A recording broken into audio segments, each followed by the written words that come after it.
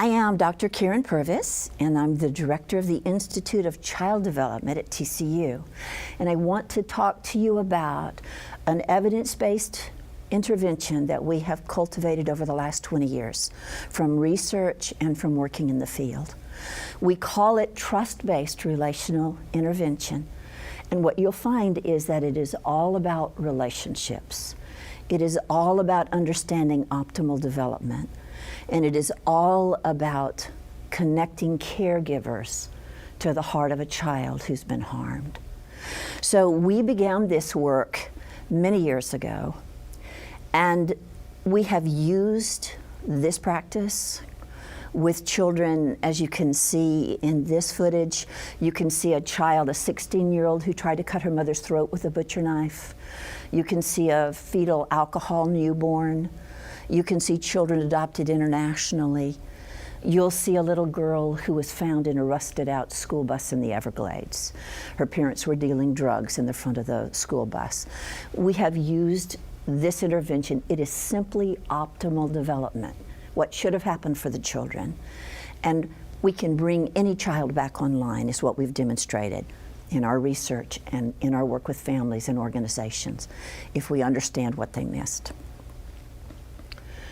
So the earliest research that I am aware of about trauma and long-term behavioral outcomes is more than 50 years old, in the research lab of Professor Stephen Suomi. And what he discovered when he took little primate monkeys away from their mothers at birth, and he would raise them in partial deprivation, in full deprivation of nurture. He put them into a cage where there was only a glass between the mother and the infant, the baby primate. They could see, smell, hear, but couldn't touch. And what Professor Suomi found in his research was that there were dramatic changes in the behavior. So as you look at these little primates that have been raised in isolation, partial isolation, in full isolation, in short-term isolation, long-term isolation, or with abusive mechanical mothers. So they would take mechanical mother monkeys and expose the little ones to them. And we see what you and I would call internalizing behaviors or externalizing behaviors. Now, some further research that is astounding actually looked at brain images and portions of the brain. Now we know that brain damage is involved in the way our children think, behave, feel, understand the world. And we have to address the trauma at the root symptom in order to have real behavioral change and real change for the long-term outcomes. So I want to tell you a story out of my own life that I believe becomes a parable of development. So a number of years ago, I moved into a house, and I loved the little neighborhood, loved the little house. And on my front door stoop, when I moved in, there were a mother and daddy barn swallow that were a mating pair, and every spring they gave, they fixed their nest and rebooted their nest, and they laid several sets of eggs and had young. And every year, my little grandsons and I would pull the ladder or the kitchen chair out and respectfully peek from a distance and look at the little birds. Well, there was a trauma in my neighborhood, but I didn't realize that the birds would experience trauma. A man who lived a few doors from my house had been told by his wife as she left for Bible study on a Sunday morning that she was going to file for divorce. Well, it was her second marriage, his first. And the man was completely distraught. His wife left for church, leaving her teenage daughter by her first marriage at the home. The father, distraught and completely irrational, took the child hostage and called the church, said, "Get my wife out of Bible study, and you tell her, unless she loves me and stays with me, I'm going to kill her daughter." I mean, clearly a distraught man, clearly beyond logic and ration. This man was in such despair that there was no clarity of thought for him at all. So my neighborhood became a war zone. The streets were blocked off. The only two entrances in my community were blocked off by fire trucks. You had to show your ID that you lived to get into the neighborhood. Helicopters, police helicopters were fluttering back and forth overhead. There was a personnel carrier with 8 men in army fatigues and giant guns driving up and down my streets. Sharpshooters were in every 2-story window that could get a bead on this house, thinking if the man walked by a window that they would take his life. And the final trauma for my neighborhood that morning was as 6 little black, low, sleek cars drove up into my neighborhood and parked a street behind my home. And 6 wiry-framed 30-ish-year-old men climbed out of their cars, and they went to the back of their cars and opened their trunks, and they began to put on black elastic head masks, black elastic garb, and then they pulled out giant belts and strapped giant belts, and we watched them as they stuffed knives and guns into their belt. And then they scampered out around to try to find any window, any door that they could possibly get into that house. Well, the police negotiations went on all day long, and it was late at night, almost midnight, when this man became rational enough to realize that there was no way he and his wife were going to be able to be married, to know now that he would certainly be in prison for his acts of violence that day. He took kerosene from the garage and he poured it throughout the house, took the teenage girl and shoved her out the front door and bolted the door. He torched the house and he put a bullet in his own head. And that night, the house 3 doors from my house burned down. So by morning, my neighborhood was in this horrific shock. Over the coming months, as soon as this house was rebuilt, virtually every house where a sharpshooter had been, where a fire truck had parked, where the SWAT team had dressed to go in after this man, every house where the police presence had been felt, the Army presence had been felt, those houses went on the market. People couldn't wait to get out of my neighborhood. But what I didn't know was that the little birds would be traumatized as well. So the following morning, after the fire, I went out to pick up the Sunday paper, and I discovered that this mother and father barn swallow had taken their little tiny babes, the little eggs, almost 24 hours, almost ready to hatch, and had picked them out of the nest and had walked 10 feet or more to the street and had dropped those little eggs, and there were dead babies in the cracked eggs on my driveway. And I didn't even know birds could be traumatized, but I watched this mother and father barn swallow as they began to rebuild the nest that had perfectly housed their young for years. I left on an international trip, and when I returned, the nest had grown to this size. The nest that had been 4 inches around and 4 inches tall was 36 inches wide and 48 inches long, with a whole pile of pieces of grass that had fallen from the nest, and then this huge nest. Now, if you can look closely at this photograph, you'll see string, pieces of wire, pieces of tape, masking tape, duct tape. My favorite, you will see balls of cat fur, which I've never known a healthy bird to make a baby's nest with cat fur. My birds were clearly traumatized, but what happened was now the nest that had been compact and safe was unsafe. There were holes everywhere now. So I came home from school, from the university, and there would be a dead baby or 2 dead babies, or they would lay more eggs. There would be cracked eggs. And I cleaned up several sets of dead young. I tried to put a laundry basket with soft blankets to catch them to break the fall, but I kept burying dead baby birds. So I'm going to test your confidence in me. I want you to know I did earn my PhD because I'm about to confess to you that I decided the only thing a woman of science could do in a situation like this was talk to the birds. So I decided to have a come to Jesus meeting with my birds. Now, I'm certain they understood every word that I said. I went and stood in front of the nest and I said, I am sorry, but I'm going to tell you that I cannot clean up any more dead babies. I am heartbroken every time I clean up your dead young. And I am going to do something, and I'm going to tell you that I'm sorry, but I'm going to wash away your nest. And I hope that as you rebuild your nest, you'll remember what it means to be a barn swallow. And I'm certain they understood me, because they dutifully went off the nest and started chattering at me, doing figure eights in the yard, just chattering and chattering at me. And as they did that, I took the garden hose and I turned it on, and I got a giant black trash bag, and I swept off that giant nest. And I filled a huge trash bag with what was in the nest and on the ground under it. And then I took the garden hose and I washed the residue from the top. And then I waited, and I waited.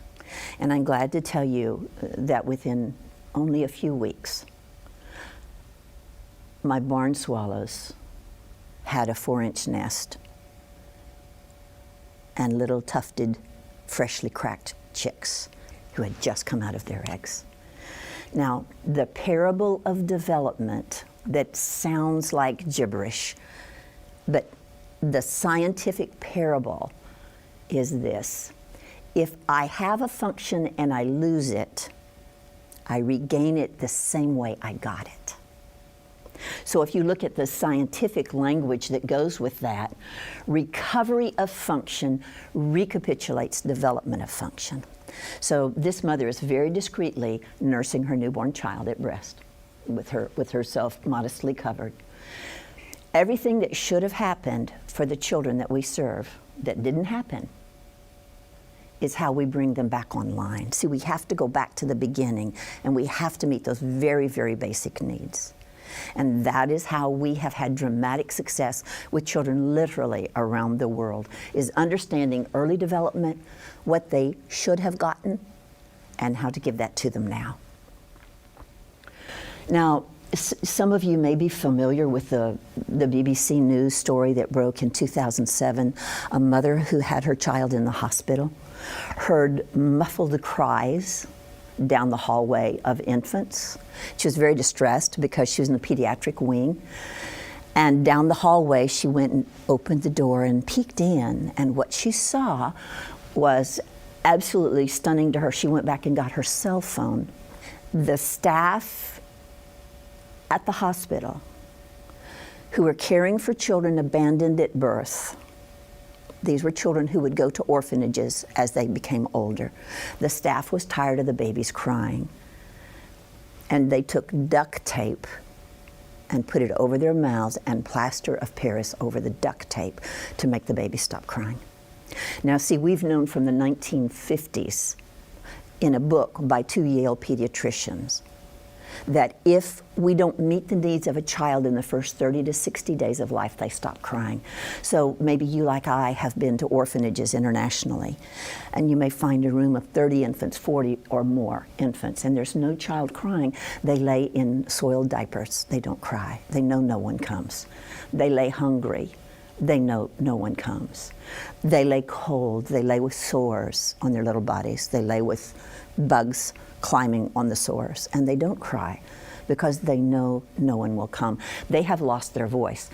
Any child who comes to us from a hard place has lost their voice. And any child that comes to us, we have to understand how to restore that voice.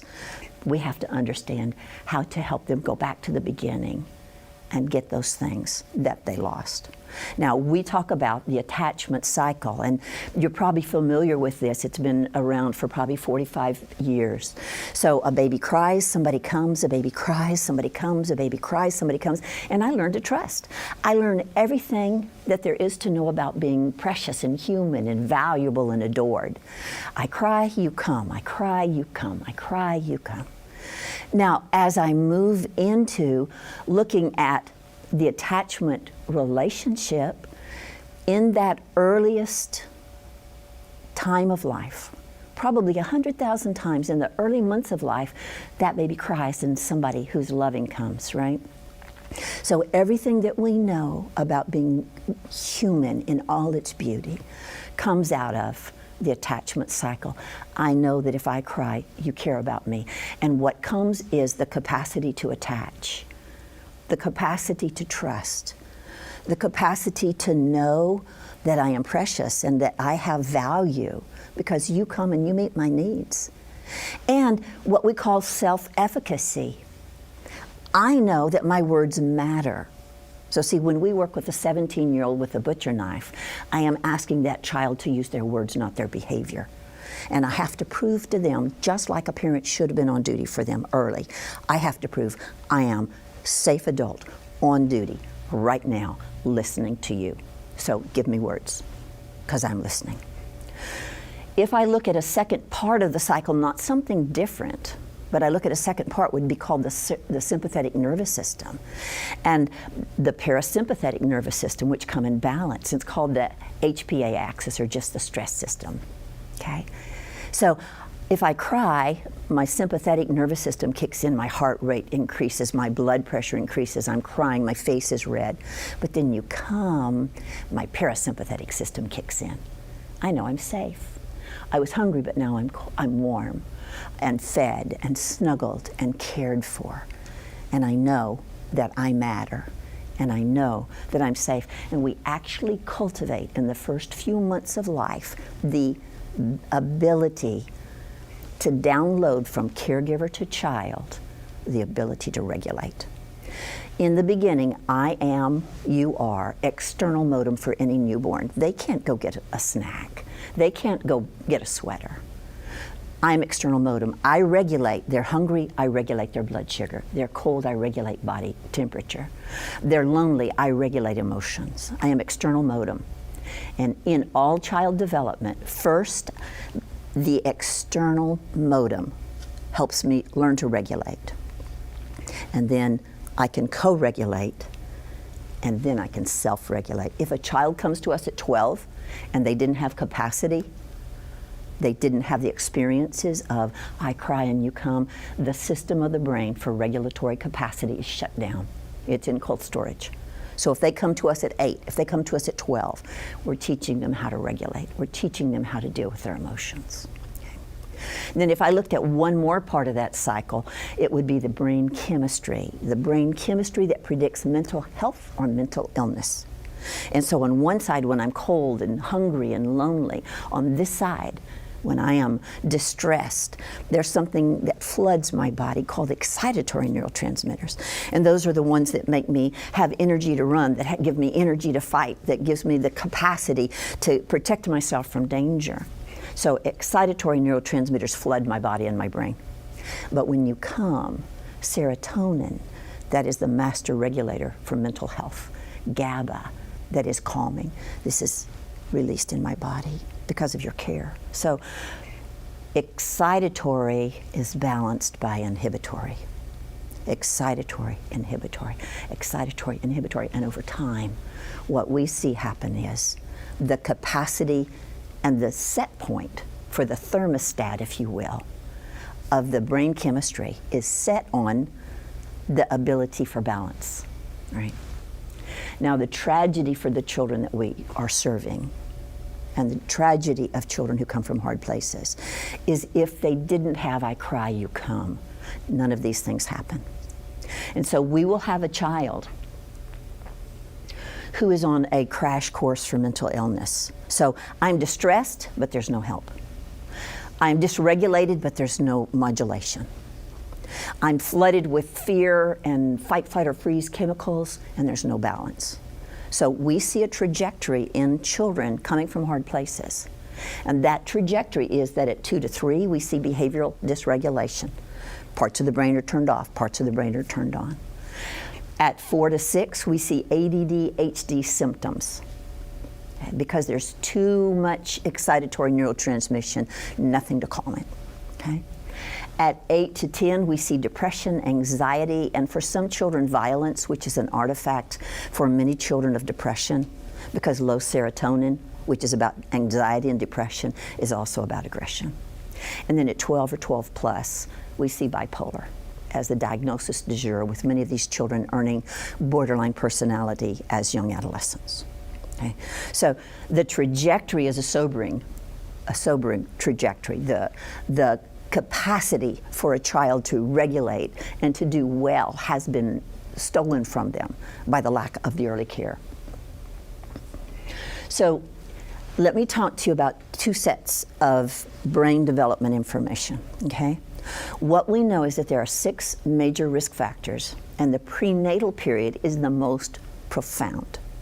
The greatest brain development and capacity for damage happens in utero. So prenatally, during the prenatal period, is the most vulnerable. So prenatal development is the most vulnerable time for the brain. Okay? This means that if you bring a child into your care at birth, you've got to understand their brain has already been altered, and you have to do the things. You don't assume they haven't been abused postnatally, but you understand they've been harmed prenatally. Okay? The second major growth period is the first year of life, when the brain is making new synapses at a breathtaking pace.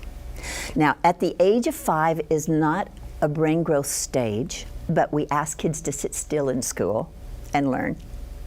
And so what we see at 5 is the first major ka-thump. At 8 is a major brain growth development, 12 and 16. So if there is something off in the foundation of brain development, we may see a little of it at 2, but at 5. And then the 3 major times that our children have new drugs, new diagnoses, and increasing levels of behavior are 8, 12, and 16. So whatever age child comes to us, this says we give them what we know is optimal development. We don't wait for these things to emerge. There are major risk factors. The prenatal period is the most high risk. Birth trauma, hypoxic episode, early hospitalization, and then abuse, neglect, and trauma. So we very often will have children whose families are mystified because they didn't realize that the traumatic birth impacted brain development. I was working in another town doing a presentation, and a woman came to me and she said, "You were here to talk about adoption, and I came because we have a child from Vietnam." But she said, "The stunning thing for me is you talked about my biological child. She's been psychotic since she was 4. She's on drugs since she was a tiny thing. She has violent rages at 8. We have to lock her in her room. We've had to strip her room because she hurts herself and she hurts others when she goes into these violent rages." And I said to that mom, "Tell me about the prenatal period." And she said, "Well, it was the worst time of my life. My baby sister was in an auto accident. They told her she was going to die. And we stayed at the hospital on death watch. And then they told us she was going to live, and we went home and showered. And then they called us back to the hospital. And she said we went back and forth for weeks while that baby's brain was developing, right? So the most important risk factor, prenatal. The second most important risk factor is when we have birth, the capacity for a hypoxic episode or another birth trauma, early hospitalization. So those 3 are neglected when we look at what children need. Abuse, neglect, and trauma, the child needs the same thing. So if I look at every child in my care and I know that they should have learned from me how to trust, they should have learned from me how to regulate, they should have learned from me how to modulate their emotions and regulate their brain chemistry by my modeling and my example, then I'm going to take that model to any child that I serve of any age, actually in any environment. Now, trust-based relational intervention has 3 sets of principles. Now, I will say very briefly, if you think about a child from hard places, you can see that everything was changed, right? We know the brain was changed by their trauma pre or postnatal. We know that their beliefs were changed. Somebody should have come. Nobody cares about me. I'm not valuable. We know that even their biology is more fragile. Everything changed. So holistic harm has got to have holistic intervention. And that's what TBRI is about. We have 3 sets of principles. We do connecting principles, which is the foundation of how do I look into your eyes? How do I give you a voice? How do I meet your need? We have empowering principles for the body that got changed. How do I meet the unique changes that have occurred in your body? A child whose brain has been dramatically altered by pre and or postnatal trauma. And then we have a set of correcting principles. Now, you will think about correcting principles and you will know that that's an important thing to do with a traumatized child. But we have great success correcting behavior because it is all about connecting and empowering. So under each set of principles, we have 2 sets of strategies. So for connecting principles, first there's my job, mindfulness. What does my face look like? What does my voice sound like? I've had many teenage girls and staff or parents stand in front of the bathroom mirror to finish an argument. And the staff may get a glance at their own face, that they didn't know what they were telling that child nonverbally, right? We've had many fathers leave a tape player in their pocket at breakfast and play after the children left for work and see if he sounds like a drill sergeant, right? So becoming mindful, what am I doing in this relationship? How am I triggering this behavior? Second, attunement, how do I look into this child's eyes? We try to teach caregivers to look at pupil dilation. Is there too much excitatory neurotransmission? Are they afraid? Our children have learned to mask fear, but if you know the physiology, you can see it. So is the jaw tightened? Is the breathing shallow? If you put your hand sometimes on the heart of a young child over the chest or in the shoulder and feel the pulse, you'll feel bam, bam, bam, where the heart rate tells the tale that they're afraid. How do I become attuned? How do I give you a voice? How do I let you know you're safe here with me?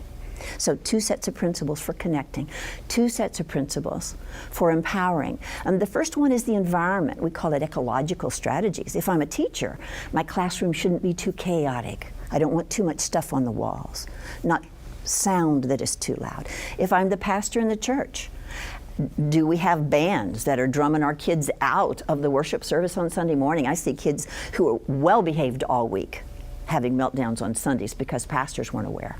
If I'm a parent, is my home too chaotic? Is the child's room too chaotic? How does the environment respect their trauma? And so the other part is their physiology. I'm going to teach my child, you know, the last time you got hungry, you got really grouchy. So let's stop and practice listening to our body and seeing if you can listen, just stop and breathe and listen to your body. Tell me if you're hungry. And you know what, if you are, let's go get a snack. So I'm teaching that child what they should have learned from my external modem. But I am becoming their mentor in how to do these things. And then we have 2 sets of correcting principles. And the first is the same way we teach our own babes. When I'm doing this little piggy went to market, I'm teaching a child to regulate. When I'm doing peekaboo and the child is counting 3 seconds in their little being, and they know that at 3 seconds the peekaboo is going to happen, right? I'm teaching that child proactively through play. And then we also have a very effective set of strategies that we call responsive strategies. And those strategies are about, what do I do when the child has a butcher knife? What do I do when they put the cat in the microwave? So we have calls from people all over the world wanting our responsive strategies. Can you see it's 1/6 of what we do, and it's the least important 1/6? Okay? We have tremendous success because we're connecting, we're becoming mindful, we're becoming attuned, because we're aware of the environment while we teach the child to be aware of their own physiological needs. And because we're teaching through play in the same way a good parent teaches their little teeny child or their toddler. By the way, you may have seen, as I did some years ago, that the cardboard box made the 10 best gifts of all time list. So how many of us have played regulatory games with cardboard boxes, right, with our own biological children? In thinking about connecting principles, we're going to think about things like attunement, safe touch. We're going to think about things like smiling eyes, undivided attention. We're going to think about warmth of our voice, warmth of our tone. Now, caregivers will say, but I have 4 children in my home, or I have 8 children in my unit, or I have 20 children in my care in the classroom. So how do I find 30 seconds to say to a child who's clamoring with all the other children, I stop, I look into their eyes, I give them undivided attention for 30 seconds. And I say, darling, I really want to talk to you about that, but I'm finishing dinner, or I'm finishing our class assignment.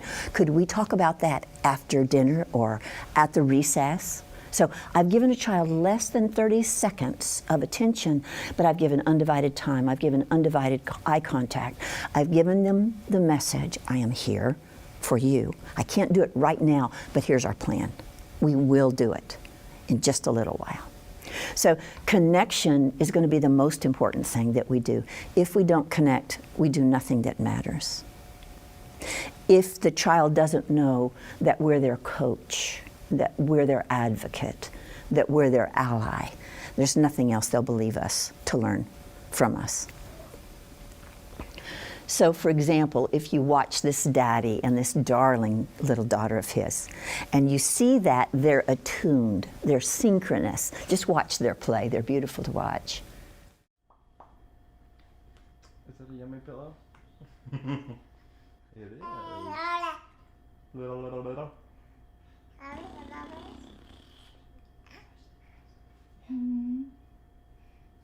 Where's yours? Little. Let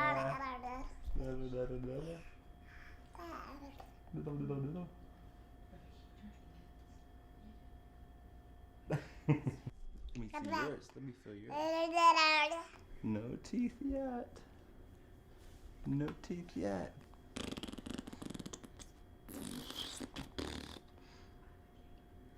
Little.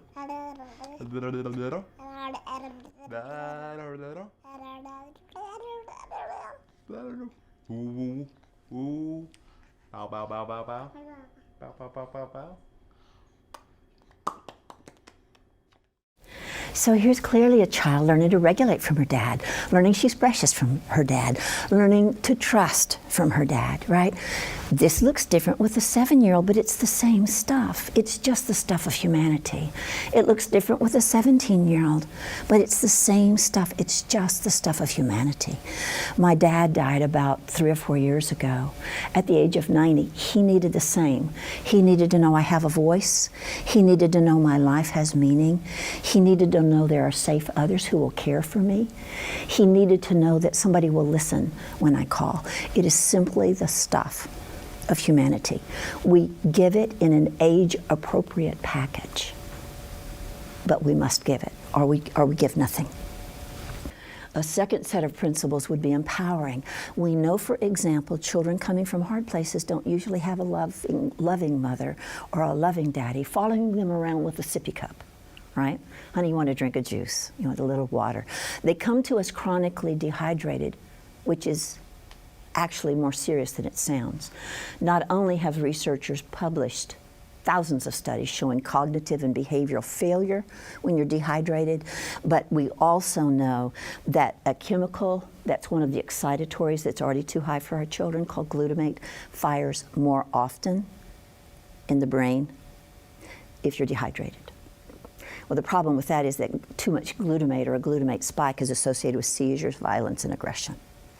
So simply hydrating, you fed your biological child every 2 hours, we're going to give something to drink on a regular basis, just like you would have developmentally. We're going to address food every 2 hours. Now, chronic stress or exposure to alcohol in utero, and the vast proportion of children who are available to foster or adopt have been exposed to substance. The national statistic in this country is 80%. Have been exposed to substance. That means dramatic changes in the insulin receptor sites. Or if the trauma is postnatal, where the body keeps giving energy, blood sugar to run, fight, flight, or freeze, and the insulin receptors get changed. If the child from a hard place goes more than 2 hours without a snack, or if they get a snack that spikes blood sugar, we get behavioral and emotional failure. So we're simply going to feed them every 2 hours, exactly like we did our own child. Exactly like a loving caregiver does with a tiny one, okay? And we're going to do a physical activity every 2 hours. Now, part of Professor Suomi's research many years ago, and part of the brain imaging where you saw the synaptic connections, that was in the cerebellum. That is in the part of the brain that processes the senses, and we now believe processes emotions, okay? What that means is the first research that we have on children from trauma, or primates from trauma, is that they're going to be more susceptible to not being able to process the senses. Well, that's a problem because everything you take in from the world goes through the senses for processing. And so we're going to have a physical activity for about 15 or 20 minutes every 2 hours. which is exactly what you did with the newborn. You held them every 2 hours to feed for 20 minutes. And they got the sensory bath of your touch, your warmth, hearing your voice, and their brain developed around those things. So we're going to create for a child 6 or a 16-year-old, we're going to create the same environment to empower these unique things in their body. We're going to do something that we would call a sensory diet. So we would make the classroom environment more sensory rich, but not overstimulating. We might make the home environment more sensory rich, but again, not overstimulating. So a parent with a 4-year-old in the home might buy a sit and spin, which offers a lot of sensory input, and the child might want to play on that for 15 minutes while mom's fixing breakfast. So we think about the sensory needs. We buy these giant buckets of rice and we bury Fisher-Price animals in them so the children can play in the buckets of rice. We don't recommend it if there's a cat in the house, okay? You will find treasures you did not plant. We also buy the large wading pool during the summer in the five and dime store, and we fill it with 100 pounds of kidney beans. And we only have 3 rules for the kidney beans. The kidney beans stay in the pool, the kidney beans stay in the pool, and the kidney beans stay in the pool. That replaces they don't go in your nose, they don't go in your ear, and that replaces about a dozen rules, right?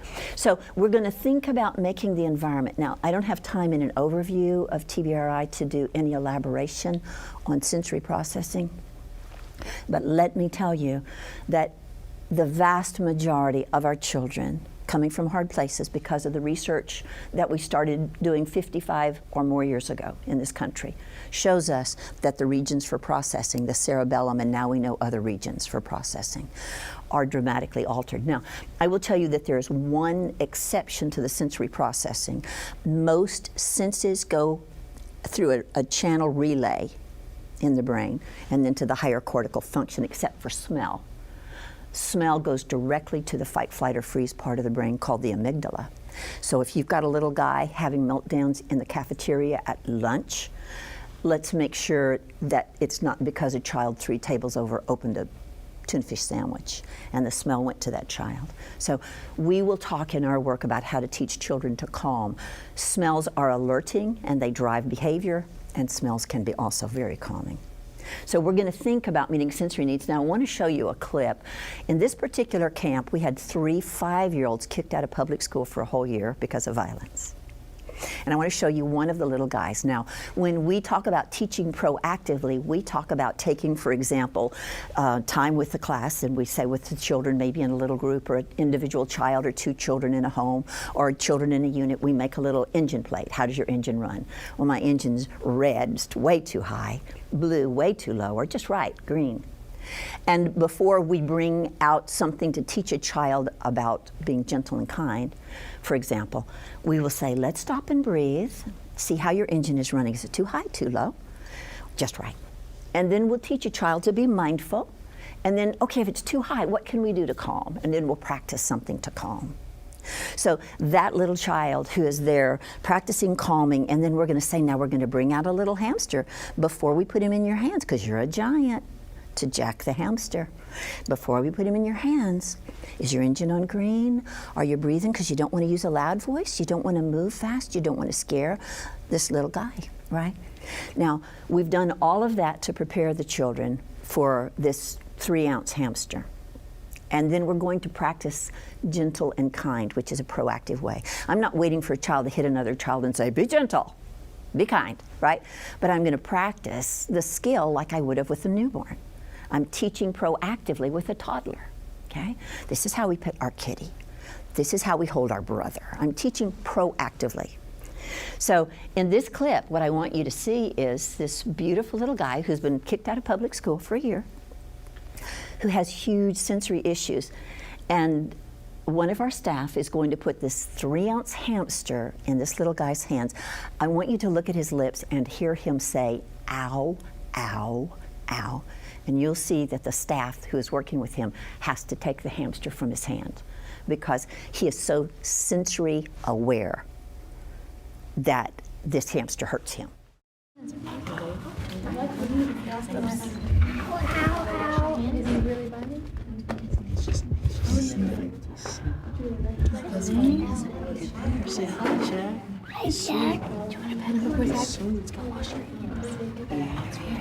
Can you see how much misbehavior is driven by sensory stuff? So it's our job as we mentor the children to teach them, so if it's too loud in here, could you use your words and tell me? Now, a lot of caregivers are confused about this because if you have the remote to the television, it's too loud for some children, okay? But if they have the remote, they crank it up, okay? But what I can tell you about the fear system is if you have control, your fear system doesn't turn on. Now, truthfully, think about it, ladies. Would you rather be driving 90 miles an hour with your husband as your passenger?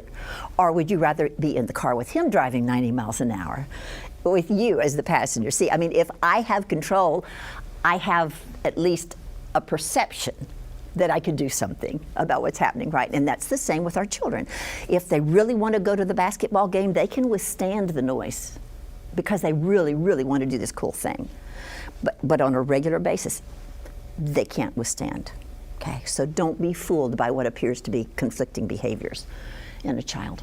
Now, we have correcting principles. We use scripts. We have a response we call the ideal response. It's based on neuroscience. We have life value terms, practices. We have tremendous success, and we have documented with children in homes, schools, orphanages, nurseries, daycares, many, many homes, and really many residential facilities. And the two features that we see every time we teach individuals about trust-based relational intervention, which is just teaching about relationships, we see a dramatic reduction in restraints immediately. And we see more contentment in staff because, you know what, before I was making a sacrifice, or in the parent, before I was opening a vein, I felt like I was opening a vein to meet the needs of this child, but I wasn't making a difference. But now I can see joy in this child. Now I can see healing in this child, and those are the two things that we see over and over again. Now, there's a great amount of research and elaboration on how to do what we call correcting principles. But it's important to know that correcting has no power unless I have done everything that comes before. And think about the developmental trajectory. I'm first attached. I get to say yes to my newborn for almost 2 years. They cry, I say, yes, I'll meet your need. They cry, I say, yes, I'll meet your need. And then one day that little pumpkin takes a screwdriver towards the electric socket and you shriek your first no. Right? Now, we don't get a chance to say yeses with a 17-year-old who's been in care for 16 years. We don't get 2 years. If we get 2 days, it's miraculous, right? Because they've learned to live by their wit. So we're going to have to be proactive. I always introduce myself to children in hard places with a bucket of double bubble. Hi, I'm Miss Karyn. Did you know that any time you ask me for bubble gum, because I'm the queen of bubble gum, if you ask me with good words and good eyes, if you can have a piece of bubble, I'm going to give you a piece of gum. And so I'll say, and of course here's a child looking at my double bubble bucket, and they'll say, can I have a piece of gum? I'll say, sure, that was great asking. It's hard for them. At first they'll be going, can I have a piece? Let me see eyes. Can I have a piece? You know, because they can't get their eyes off the gum, right? But I'm learning, I'm showing them, I'm demonstrating, I'm their coach. And I'm gonna say, baby, let me see eyes. And so they ask me for a piece with pretty good words, right? And then I might say, that was great asking. Which piece do you want? And they choose it, they pop it in their mouth. I said, you wanna ask me for 2? Ooh, yeah, right? So can I have 2 pieces? Oh yeah, that's good asking, right? And they pop 2 in their mouth, and then I know what you're thinking, that's too much gum, you stop it, okay? Because I'm teaching this child they've got a voice, number 1. I'm meeting a need and proving that their words matter, number 2. And number 3, there's actually a scientific publication in Science and other scientific journals that proves that we elevate IQ and academic performance when we're getting deep muscle input. It's part of the sensory issue, right? But if I have 10 minutes with a violent child, and 27 yeses for double bubble, I've got a lot of trust in before I have to say, baby, I'm sorry, you can't say kill. We don't say kill. Try it again. Because I'm listening, but now I'm listening means something. It's not rhetoric. We teach through play. Here's again this beautiful little boy with his camp buddy. And we teach using words, and we teach doing the wrong thing first and then doing it right. And so he's going to ask this little fella to use his words and ask for a compromise, but he's going to ask him to do something. And first the little guy is going to do no respect. So we're practicing respect. No respect and respect with using no words and then using words. Zane, it's time to stop blowing bubbles and come inside. No. Okay, one more time. Zane, it's time to stop blowing your bubbles and come inside. Can I have a compromise? Ooh, all right, what'd you have in mind? Can I have a compromise to blow one more bubble? Ooh, do you promise to come inside right after you blow that bubble? Yes. All right then, blow on. Good compromise then. So we're teaching through play. We're teaching children that we're listening to their words, but they need good words. So in one facility that we served, there was this dramatic reduction in physical violence in the first 6 weeks that they did trust-based relational intervention. But there was also a dramatic upheaval of mouthiness. So first you go use your words, and then you're going use your good words, right? So I'm listening, but I need good words. So if I look at examples of empowering, if I look at examples of the ecology, that will be things like transitions. I'm going to tell you how we're going to change the environment so you're not scared or upset. I'm going to talk about things like rituals, like every night we're going to read a story, and every night we're going to, whatever it is, so that children have something that they can depend on, that they can trust, that they know is coming. I'm creating an ecology of safety that meets their needs. Physiology, you know what, we're going to have snacks every 2 hours, and I'm going to give you a water bottle you can take to school, and you can have water anytime because I already cleared it with your teacher. So I'm teaching a child about their physiology, for example. If I look at examples of connecting, mindfulness, I am going to be aware as the adult that it's my job to be calm and to know what my face looks like, what my voice sounds like, that I am creating an atmosphere of fear or of healing by my presence. I'm going to look at things like engagement. So, am I looking into this child's eyes? Does this child know they're safe with me? Are his effexor muscles tightened, or his hands stiff, or is he relaxed? I'm going to be attuned to what he's feeling, what he's thinking, what he needs. And then if I look at the correcting principles, first proactive, am I playing? Am I doing playful times? Am I taking a squirt gun to the swimming pool with me and saying, you can shoot me anytime you ask permission, and I only ask you not to shoot my face, right? So I'm going to be teaching through play. And then when it's time, I'm going to be responsive, and I'm going to be able to do behavioral intervention in a way that empowers and gives that child a voice. And I will tell you that when you look at behavioral intervention at this level, when you look at behavioral intervention, you're going to find in everything that we do, it's going to be trust-based, it's going to be relational, okay? It's going to be proactive, but you're going to find that we're giving the child the voice they lost. See, the tragedy of a child from hard places is that they lose the inheritance of knowing who they are. They lose the inheritance of capacity to trust. They lose the inheritance of believing that their words make a difference in their care. So if a parent says to me, my 17-year-old spins on his heels and leaves the kitchen every time we're talking, I'm saying, okay, we're going to be proactive about understanding why. We're going to address the behavior. But you're going to have to be mindful. Does he know his words matter? Does he know you are listening? How does he know that? Because he's not just going to get it, okay? So I will address behavior. I will be responsive, buddy, that's not okay just to walk out, okay? But I'm going to also do it in a way that gives him back his lost voice. If you look at the 4 levels of response that we've developed over the years for working with vulnerable children, at every level, I'm empowering the child to use their words and tell me what they need. So at level 1, there's no real danger, no real threat. We call it playful engagement, level 1. Child might say, give me that. When I might say, you asking or telling? It's just playful, right? Well, I'm asking. Okay, then try it again with good words, right? I'm giving the child his voice, and I'm showing him how to use it. Okay. At level 2, a child might be more persistent and their misbehavior, and so we move into what we would call structured engagement. And at structured engagement, that child might say, that's stupid, I'm not doing that, and you can't make me do it. There's no danger still, but there's resistance. And so I'm going to say to that child something like, you know what, buddy, you've got 2 choices. Or I'm going to say, if you're asking for a compromise, you need to try it with good words. See, and again, I'm teaching them how to use their words to get their needs met. The 14-year-old who says, I'm not wearing a jacket to school, you're stupid, and that's stupid, and jackets are stupid, and I don't need a jacket. The thing I'm going to say, that's a level 2, nobody's in danger, right?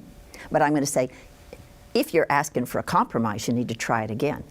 See, truthfully, will he die of the cold if I let him go without a jacket? No. So I can actually get a big win because maybe his jacket isn't cool, or maybe he wants to look like a big tough guy.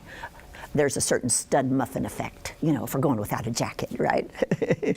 But when I say to the child, if you're asking for a compromise, then you're going to have to try it again, he knows I'm listening, right?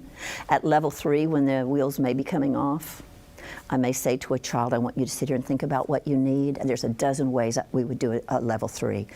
The goal is to get them in a position to be still, to be calm, to know what they need, to use their words and tell me.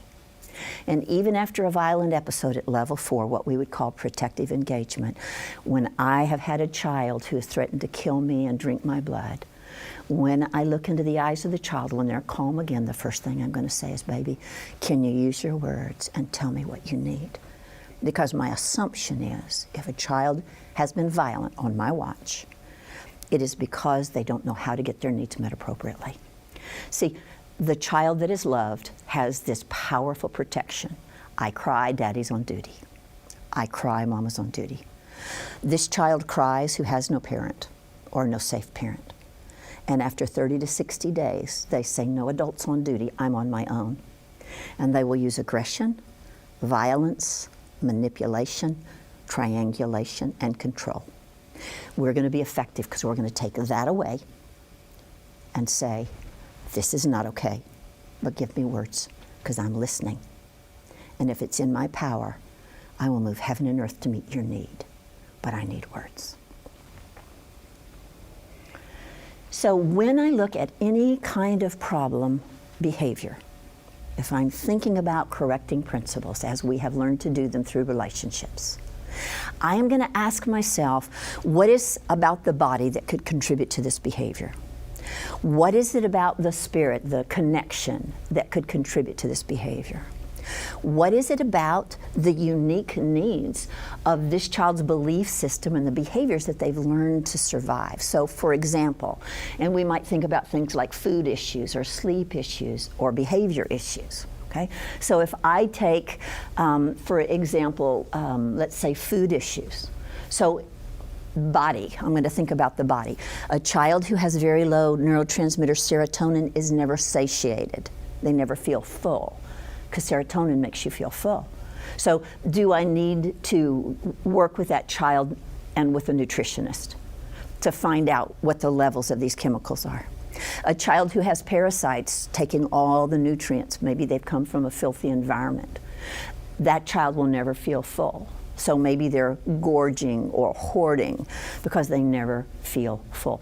Children who have had chronic deprivation and who have very low serotonin will very often crave sweets and carbs. So is there something else biological? So I always have to be aware of the biology. Okay? If I were to think about food issues in terms of the spirit, in terms of the connecting, my job as a safe adult is to show my kid I'm on duty. Mama bear is on duty, daddy bear is on duty, right? These children do not come with the belief they have a voice and an adult who's safe, who will respond. And so I might say to that child, you know what, in terms of connecting, how about you and I go, and how about you help me choose 4 fruits at the grocery store, and maybe you help me choose 3 snacks that could go in a bowl in your room. Right? So I'm going to make sure that child knows they've got a voice with me. Okay? And then when I look at correcting, I'm going to say to the child who's hoarding food or stealing in the night, baby, it's not okay to take food, but you don't have to steal food. You tell me what you need. And the children, if they've ever been hungry, the part of the brain that is about trauma, the amygdala, remembers hungry. And if the child was hungry for 1 year, 12 years ago, they will always have food issues. You can't cognitively talk them out of food issues. So let me ask you all this. How many of y'all have ever had food poisoning? Anybody ever had food poisoning? Okay. How many of you ate the same food the next day? Have you still eaten the same food? Okay. See, I tossed my cookies at 8 coming from the state fair after a candied apple. So I tossed my cookies at 8 coming from the state fair. With a candied apple, I decorated the side of my father's car. It was not a pretty sight, right? I had my next candied apple when my granddaughters insisted that they were the best thing alive, and we made them in my late 40s. Okay? See, the amygdala is the part of your brain that said if you eat that again, you might die. I can't cognitive you out of your danger.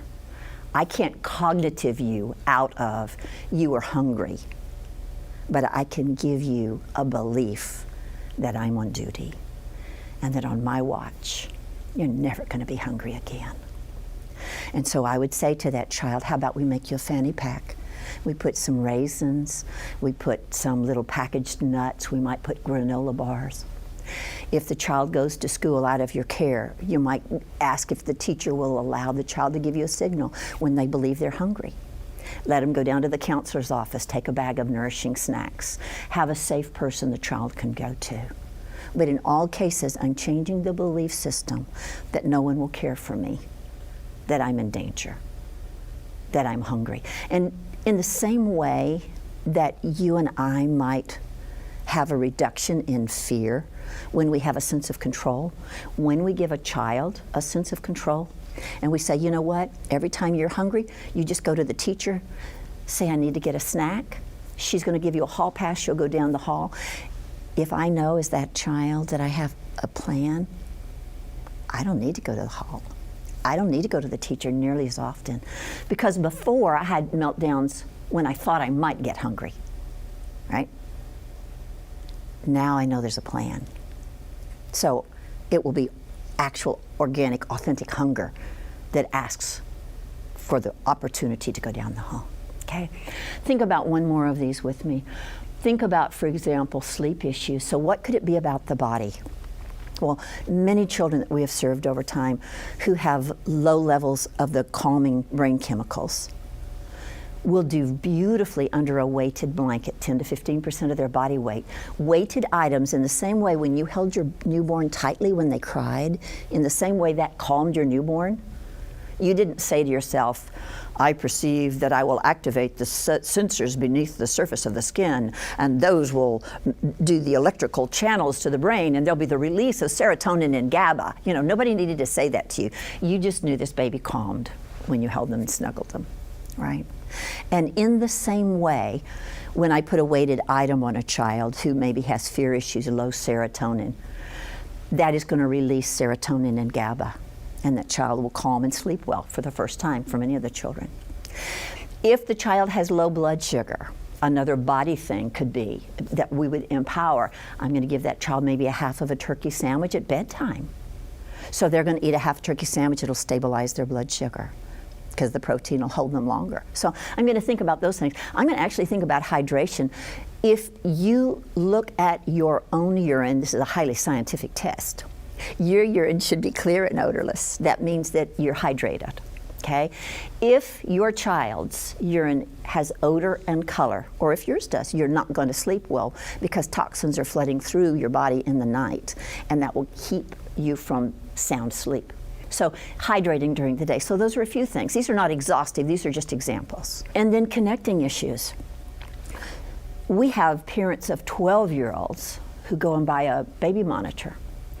we have to prove to this child they have a voice with us. Maybe that means more bedtime ritual, maybe that means more reading a story, maybe that means more time during the day when I just look into that child's eye, make sure he knows I am here for you. But if all else fails, we buy a baby monitor and we have the daddy bear and the child go down to the bedroom. And the mama bear in the child's bedroom says, "Hey, come here, I need help." And everybody races up the stairs. And the child has seen, "Hey, they heard me," right? And then we flip-flop, and a parent and the child make the call, right? And this child can see, I have voice, I have safe caregiver who responds to voice, right? I am proving that I am connected. I was speaking in another state some time ago, and an individual said to me, I heard something great about sleep problems. I heard it on TV, on the radio. Sorry, I heard it on the radio. And what they said was, if your child won't go to bed, get them to stand on a chair in a dark room for an hour and a half or two, and then when they beg to go to bed, you let them go to bed. So what happened to understanding the need, right? If our children can't sleep, is it a physical thing? Is it a connecting thing? Do they need to know they have a voice? I will tell you there's no more powerful message to a scared child or a child who's been previously harmed than to go to either the mall or a resale shop and say, I want to let you choose a bedroll, and it's going to stay by my side of the bed. And anytime you're scared, if you guide at the resale shop, I mean, you don't have to be wealthy to do these things, right? The resale shop has lots of cool options lots of times. Make sure you show the child you've washed it and freshened it, right? But show that child anytime you're scared, you come and you say, I'm scared, and they can crawl in bed and snuggle with you for 10 or 15 minutes, and then you can sleep in that bedroll and I'll hold your hand till you doze off, okay? I am saying you have a voice with me. I am on duty, right? Now, you don't tell them that they can't stay in your bed more than 10 minutes because it's like sleeping with a rotisserie turned on, right? But you could give them a plan. You can give them a plan, okay? So if I look at body issues, there are plenty of body issues that contribute to poor sleep. There are plenty of connecting issues, the spirit about, am I connected to you? Am I safe? That contribute to sleep. And then correcting. Maybe this child had predation in the night. Many, many children are harmed in the night. Nights were not safe. So the belief is, I am not safe, and I'm going to work on correcting not the behavior. It's not a problem that a child can't sleep. I'm going to address the belief that drives the behavior. And so when that child is talking about not being able to sleep, I'm going to say, you know what, darling, I know that nobody was able to protect you before you came home to me, but I give you my word, I'm on duty here. Do you want to help me lock the doors every night? Do you want to be the one that actually turns the lock? Do you want to be the one that helps me set the alarm every night? Do you want to go in my room and see your bedroll is still there waiting for you? In all of these ways, we meet the needs of body, soul, and spirit. We empower, we connect, and we correct. And we bring about dramatic healing. Some years ago, I had a friend, an acquaintance, I'll call him, who I worked with, and he does a lot of cognitive behavior work with kids. And so he was telling parents how to stop their children. He was actually talking to international parents, internationally adopted children's families.